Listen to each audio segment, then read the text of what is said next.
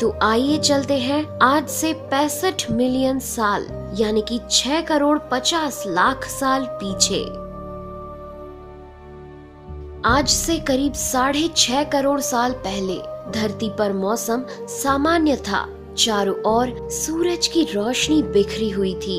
लंबे लंबे पेड़ों से टकराती समुद्र की ठंडी हवाएं और चारों तरफ डायनासोर के चिल्लाने चिंघाड़ने की आवाजें। जब ये सारी डायनासोर प्रजाति बड़े ही आराम से धरती पर अपना जीवन बिता रही थी, तब 10 करोड़ साल पहले ही इनकी किस्मत लिखी जा चुकी थी। 10 करोड़ साल पहले एक छोटा एस्ट्रॉइड का टुकड़ा जो सुदूर अंतरिक्ष से आ रहा था, वह पृथ्वी से लगभग 20 करोड़ मील दूर मंगल और बृहस्पति के बीच बने क्षुद्र ग्रह बेल्ट में घूम रहे एक बड़े एस्ट्रॉइड से जा टकराता है। इस टकराव से उस बड़े एस्ट्रॉइड की दिशा बदल जाती है और वह क्षुद्र ग्रह बेल्ट से निकलकर सीधे पृथ्वी की ओर 22,000 मील प्रति घंटे की रफ्तार से बढ़ने लगता है। जब यह एस्ट्रॉइड पृथ्वी से 3,84,000 किलोमीटर की दूरी पर था, तब धरती से शायद डायनासोर का अंत ना होता यदि यह एस्ट्रॉइड पृथ्वी के उपग्रह चांद से टकराता। लेकिन नियति को कुछ और ही मंजूर था, इसलिए ये बड़ा एस्ट्रॉइड चांद के बहुत नजदीक से गुजर गया।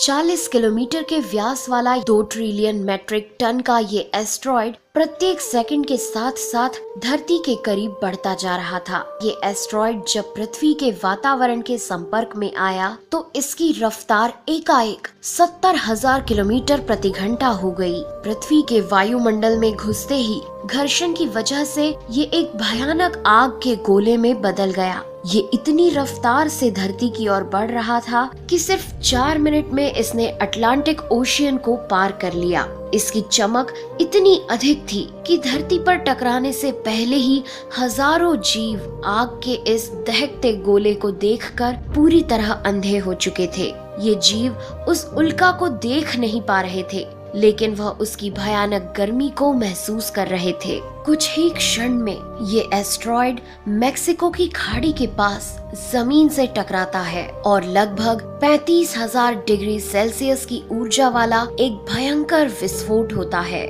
इस टकराव का विस्फोट लगभग 10 हाइड्रोजन बम के विस्फोट के बराबर था।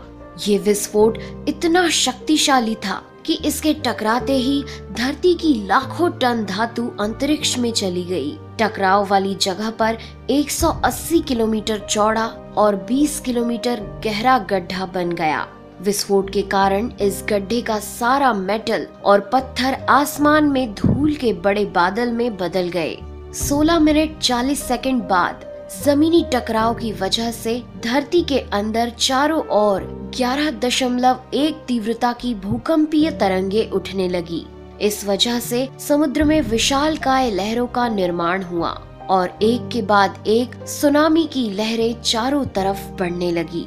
भूकंपीय तरंगों ने सभी सक्रिय ज्वालामुखियों को दहका दिया, जिसके कारण जगह जगह डायनासोर का विनाश शुरू हो गया। धरती के महाविनाश की प्रक्रिया आरंभ हो चुकी थी। इस भयानक विस्फोट में रेडिएशन की मात्रा इतनी बढ़ गई कि इसके 800 किलोमीटर के दायरे में आने वाले सभी जीव जलकर पूरी तरह राख के ढेर में बदल गए थे। इस महाविनाश में उड़ने वाले डायनासोर इन जमीनी खतरों से तो बच निकले, लेकिन ये तो महाप्रलय की बस शुरुआत मात्र थी। विस्फोट की वजह से जो लाखों टन मेटल, पत्थर और धूल अंतरिक्ष में गया था, वह ग्रेविटेशनल पुल के कारण ठीक 40 मिनट बाद आग के गोले के रूप में पूरी धरती पर बरसने लगे। साथ ही धूल का एक बहुत बड़ा तूफान 6,000 किलोमीटर प्रति घंटे की रफ्तार से पृथ्वी के दूसरी तरफ मौत लेकर आ रहा था। ये धूल के बादल कई किलोमीटर मोटे थे, जिसकी वजह से धरती पर सूरज की रोशनी का पहुंच पाना असंभव हो गया। गर्म हवाओं का तापमान 100 डिग्री सेल्सियस से ज्यादा हो जाने के कारण धरती पर पेड़ पौधों की लगभग सारी आबादी जलकर खाक हो गई थी। विस्फोट के 90 मिनट बाद धरती का तापमान 200 डिग्री सेल्सियस तक बढ़ गया। इसकी वजह से जो डायनासोर विस्फोट के इलाके से कोसों मील दूर थे, वे भी इस गर्मी से बच नहीं पाए। इस महाप्रलय से धरती की कुल 90% प्रजाति पूरी तरह खत्म हो गई थी और जो 10% जीव धरती पर बच गए थे, उनमें से भी सिर्फ वही जीव जिंदा रह सके जिनका वजन 30 किलोग्राम से कम था। इसका कारण ये था कि इस महाप्रलय में लाखों की संख्या में जीव मारे जा चुके थे और पेड़ पौधों की सारी आबादी भी जलकर राख हो चुकी थी, जिसके चलते यहाँ जो बड़े और विशालकाय जीव जीवित बच गए थे, उन्हें भरपूर मात्रा में खाना पीना ना मिल सका। लेकिन ये महाप्रलय किसी अन्य जीव के लिए फायदेमंद साबित होने वाला था। डायनासोर्स का अंत एक नई प्रजाति के लिए सुनहरा अवसर लेकर आया। ये प्रजाति थी मैमल्स की।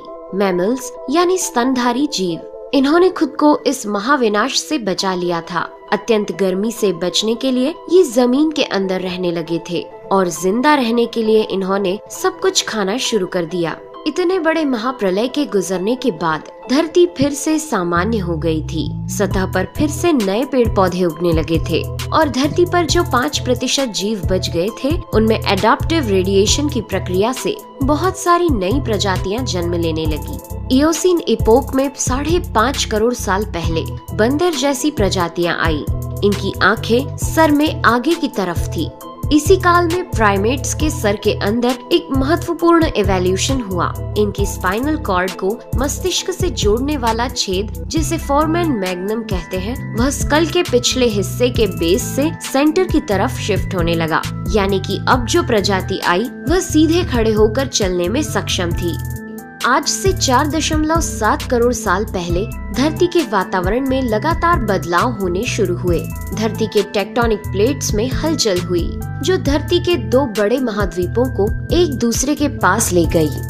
ये वही भूभाग है जहां आज हम भारतीय रहते हैं। ये है इंडिया, जो एशिया महाद्वीप की ओर तेजी से बढ़ रहा था। इन दोनों महाद्वीप के आपस में टकराने की वजह से हिमालय जैसी पर्वतमालाएं खड़ी होने लगी।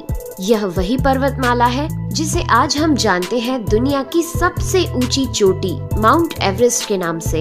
ये पर्वतमालाएं इतनी ऊंची थी कि इससे मौसम का पैटर्न बदलने लगा, जिससे पृथ्वी ठंडी होने लगी। इस पर्वत श्रृंखला से गिरने वाला बर्फ आगे चलकर कई नदियों का निर्माण करने लगा। यह वही नदियां हैं जिससे आज हमारी आधी से ज्यादा आबादी को पीने का पानी मुहैया होता है। ओलिगोसीन इपोक में 3 करोड़ साल पहले ग्लोबल कूलिंग हुई। घास के मैदान बढ़ने लगे और जंगल घटने लगे। तब ऐसे जानवर विकसित हुए जो खुले मैदान में रहने के लिए उपयुक्त थे और इन्हीं में दूसरे जानवरों को खाने वाले जानवर भी विकसित होने लगे। 1 करोड़ साल पहले पृथ्वी वह रूप लेने लगी थी जिसे आज हम देख रहे हैं। धरती का वातावरण लगभग पूरी तरह से आज के समान बन चुका था और धरती के सारे महाद्वीप लगभग पूरी तरह से जाने पहचाने थे। लेकिन परिस्थितियां फिर बदलने लगी। 40 लाख साल पहले धरती की टेक्टोनिक प्लेट में एक बार फिर से हलचल हुई और अफ्रीका के पूर्वी इलाकों में एक नई पर्वत श्रृंखला का निर्माण हुआ।